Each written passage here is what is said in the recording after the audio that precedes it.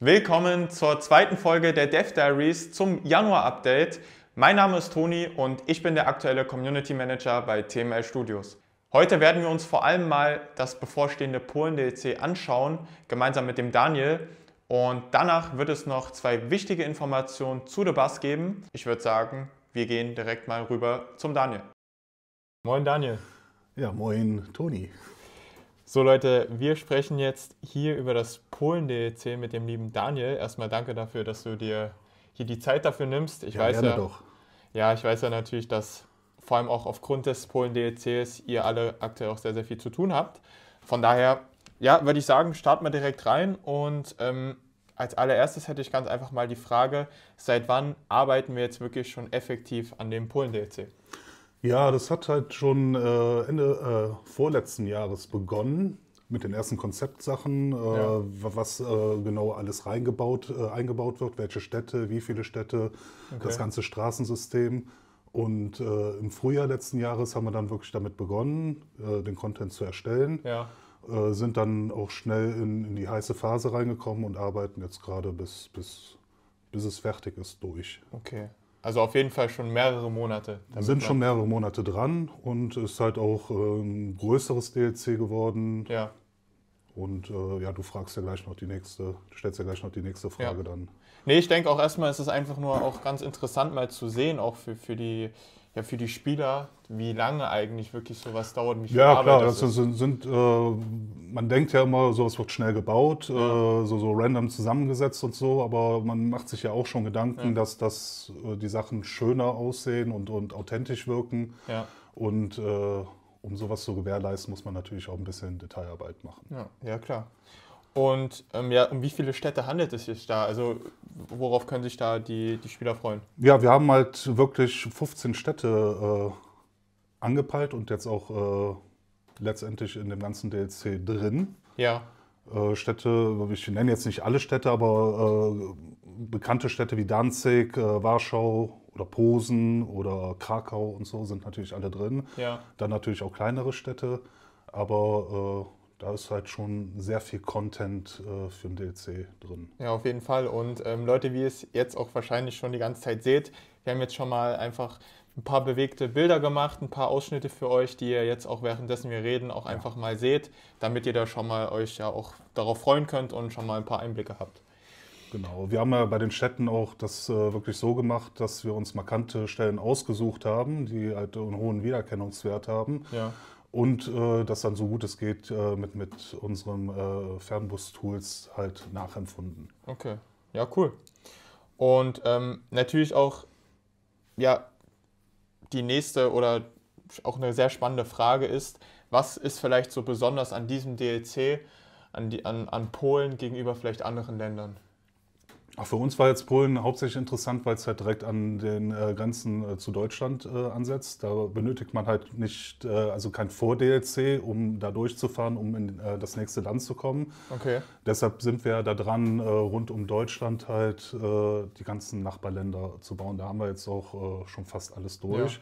Und Polen hat sich dementsprechend dann auch jetzt angeboten, das zu machen. Verstehe.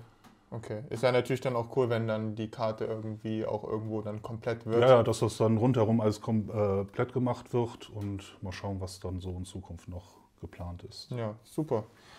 Und ja, wann wird es released? Das fragt sich natürlich jeder. Ja, wir sind in der heißen Phase. Wir haben die Stadt jetzt soweit durchdesignt. Ja. Jetzt werden natürlich halt noch ein paar Fehler ausgemerzt, noch ein paar Optimierungen durchgeführt und so, damit alles stimmig ist. Vielleicht noch ein paar Details dazu geaddet. Ja. Geplant ist natürlich, dass wir Ende Februar fertig sind und Okay.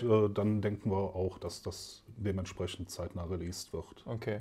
Cool, ja Leute, ihr habt es gehört. Also allzu lange dauert es voraussichtlich nicht mehr. Ihr könnt euch auf jeden Fall, auch wenn ihr das jetzt seht und hört, auf jeden Fall darauf freuen, dass es da in naher Zukunft kommen wird. Ja. Ja, und dann vielleicht auch noch eine kurze abschließende Frage, weil ich das auch öfter mal in den sozialen Netzwerken, vor allem auf Discord auch gehört habe, dass da einfach viele fragen, kann man nach Polen in Zukunft dann auch noch mit weiteren Ländern, mit weiteren DLCs rechnen? Durchaus. Also wir haben noch nichts Konkretes jetzt geplant, aber wir machen uns natürlich immer Gedanken, wie wir Fernbus halt noch weiterführen können. Und ein paar Länder gibt es ja schon, Ja. die auf jeden Fall interessant sind. Vielleicht England oder ähnliches. Okay. Schauen wir mal. Also ist noch nichts in Stein gemeißelt, aber Ja. wir schauen, dass wir natürlich noch schön Content zusammenkriegen. Ja. Ja, sehr cool. Also da ist auf jeden Fall dann auch noch Luft nach oben, beziehungsweise derzeit auch voraussichtlich weiteres geplant. Ja. Das ist natürlich oder wird wahrscheinlich auch sehr, sehr viele Menschen da draußen wieder freuen. Vielen Dank, Daniel. Gerne doch. Das war, denke ich, auch mal wichtig, dass man da jetzt auch mal ja, ein Update oder einfach, dass man jetzt vor allem, deswegen sind ja auch diese Dev Diaries da, genau solche Themen kommuniziert, was da vor allem auch aktuell ja, bei uns vorgeht. Und Polen ist nun mal seit mehreren Monaten, wie wir jetzt auch gehört haben, ja, ein starkes Thema, wo auch stark dran gearbeitet wird. Und Ja, ist halt auch die Qualitätssicherung und ja. da sind wir eigentlich auf einem ganz guten Weg. Und das ist auch ganz gut, dass wir jetzt auch mit der Community sowas schön mit deinen Reports Ja, ankündigen können. das denke ich auch. Gut, dann Daniel, ich bedanke mich für deine Zeit. Vielen Gerne, Dank. Toni. Hat mich auch gefreut und jederzeit wieder. Wenn irgendwelche Fragen sind, Das- stehe ich gerne zur Verfügung. Das freut mich und das freut natürlich auch die Menschen da draußen. Vielen Ja, Dank, Daniel. freut mich auch. Danke. So Leute, das waren die wichtigsten Informationen zum bevorstehenden Polen-DEC. Und wie angekündigt kommen jetzt noch zwei sehr, sehr relevante oder wichtige Informationen zu The Bus, was auch sehr, sehr viele interessieren wird. Die erste wichtige Info dazu betrifft den Modding-Editor bzw. vielmehr das Modding Center. Da haben es bestimmt auch letzte Woche schon viele von euch mitbekommen bei unserem Post auf Social Media. Und zwar geht es ganz einfach darum, dass unser Modding Center um unzählige neue Assets erweitert wird und auch schon bereits beim letzten Update von The Bus erweitert wurde. Also darauf könnt ihr euch auf jeden Fall freuen, vor allem wenn ihr ja in gewisser Weise Beginner seid, noch nicht die Erfahrung und auch noch nicht die Fähigkeiten im Zusammenhang mit dem Modding Editor habt. Denn bei so vielen unzähligen Assets, und wenn ich jetzt hier auch ganz einfach mal durchklicke, da könnt ihr schon sehen, um wie viele es sich auch wirklich tatsächlich handelt.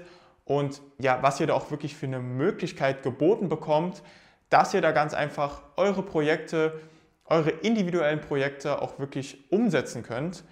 Und des Weiteren auch da an der Stelle für die, die es noch nicht mitbekommen haben, wir haben vor kurzem eine neue Modding Editor Tutorial-Reihe gestartet, wo zum Beispiel letzte Woche auch die zweite Folge mit dem Timo erschienen ist, wo wir uns zum Beispiel ganz einfach mal den Straßenbau angeschaut haben, wie man eben am effizientesten und besten die Straßen im Modding Editor Stück für Stück baut.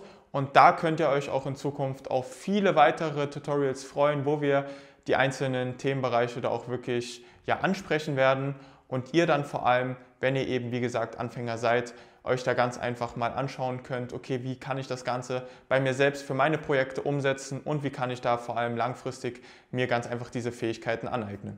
Die zweite und letzte wichtige Information zu The Bus ist, dass ab sofort jedes Mal, wenn der Radiosender Flashbass FM live geht, und das ist jeden Montag und Mittwoch ab 17 Uhr und jeden Freitag ab 19 Uhr, dann wird auch automatisch in The Bus das Online-Verkehrschaos freigeschalten. Das bedeutet ganz einfach, dass zu dieser Zeit es immer wieder zum Beispiel zu unerwarteten Polizei- und Feuerwehreinsätzen kommen kann oder eben, dass große Baumaschinen zu einer Fahrbahnverengung führen, ein Rettungswagen den Weg versperrt oder eben auch zum Beispiel, dass ein Abschleppwagen die Fahrbahn behindert.